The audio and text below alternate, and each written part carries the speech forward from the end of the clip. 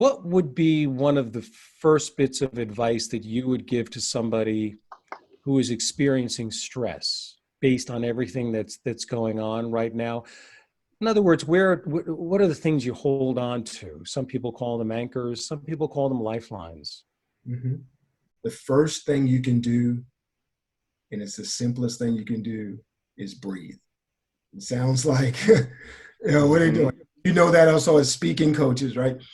It's so important to allow yourself to pause and to really take a few deep breaths, because it gives you an opportunity to kind of collect yourself. The breath helps you to kind of relax, calm your body. And it also gives you an opportunity to kind of recenter yourself and put yourself in a position where you can show up. You can have negativity, people that are always going to be complaining or having problems or whatever, that you can get sucked into when you're in a work environment, in an office, whether it's business meetings, lunch meetings, and whatnot. I think this has been personified the last 9 months.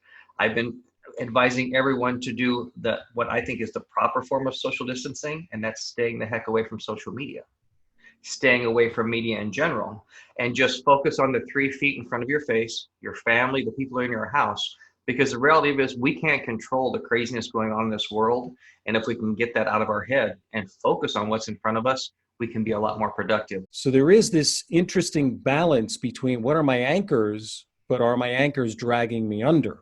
First, it's important to understand and define what is a limiting belief, and some people call it a dysfunctional belief. So if something is an anchor for you, right, in terms of, let's say, is, for example, that for you as a speaker, as an example, that what you're really good is in really small, intimate groups of 20, 30 people, and you can have that level of intimacy, and you're really good at not just inspiring them, but you like to give them practical tools. And you found that that's your sweet spot, and you believe that with all your heart and all your soul, and that has been working for you, right? Now you're in a pandemic, and you can't be in a close space with 20 or 30 of your closest friends, right? You have to shift your model.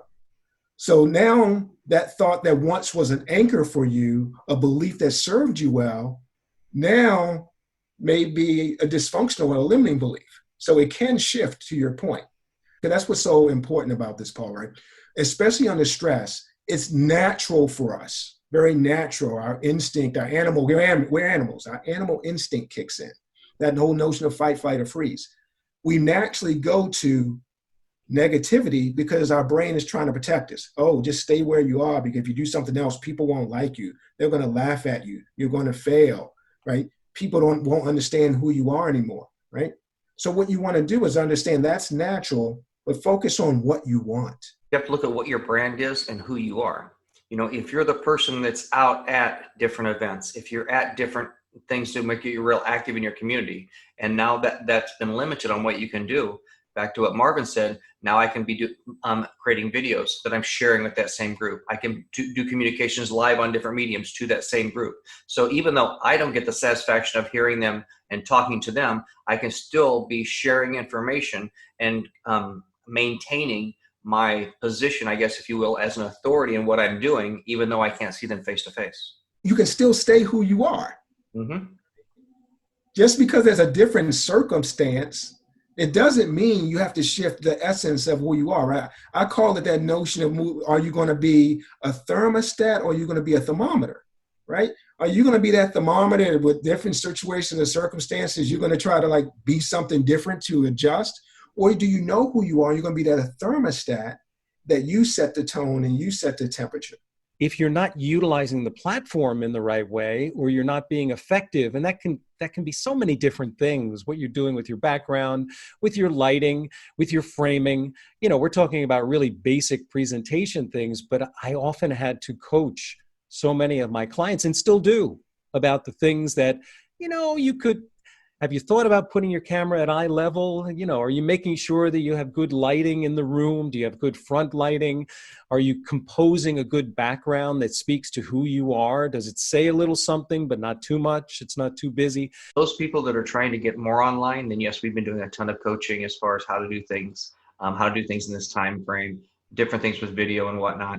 The people that are onesie or twosies, yeah, they're scared enough. I try not to frighten them any more than they already are.